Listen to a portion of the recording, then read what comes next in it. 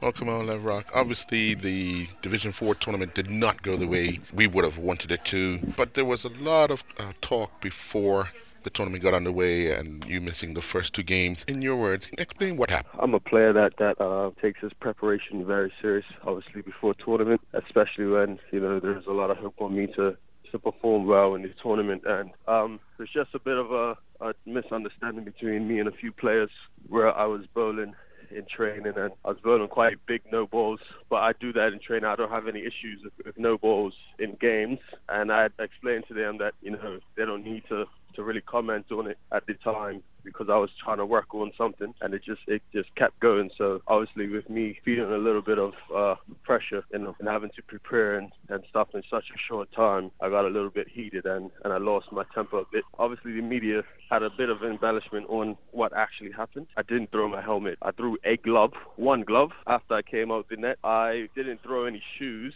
I just flicked my shoes off in anger.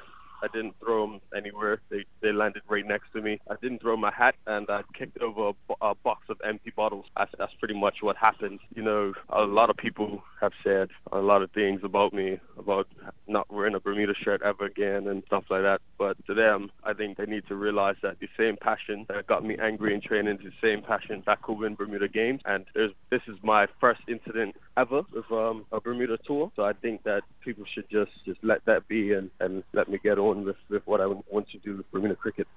What have you learned about Team Bermuda cricket and yourself in this outcome of going down to Division 5? Well, I've learned that it's more than the team. You can't expect someone to build a house without any wood or any nails and just a hammer. We went on a tour and there was no real preparation before it. It was a 3-match series in UAE with different conditions, different pitches. We only had 2 spinners available, so obviously player dedication is a problem. There's a lot of things that factor in on why Bermuda cricket has actually declined over the years, and it's quite disappointing to open my eyes and see as I get older.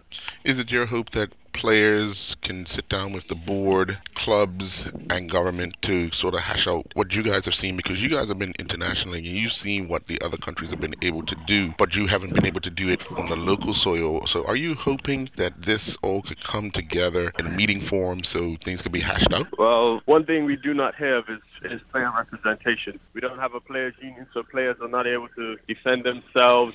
When things happen on tour, I was not able to defend myself. I was just handed a 2-match ban without even being able to speak to the coaches. I don't even think the coaches knew what was going on as well. So it's the protocol for when things go wrong is not really something that's there, and it needs to be put in place. So definitely a players' union has to be formed in order for things to start to get better. So am I hearing you right? You were given a 2-match suspension by the manager?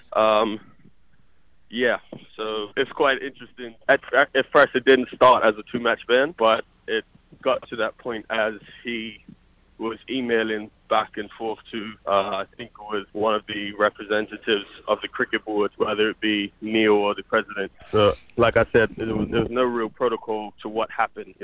Everyone says I should act in a professional manner, but I don't think the same thing is reciprocated by the administration.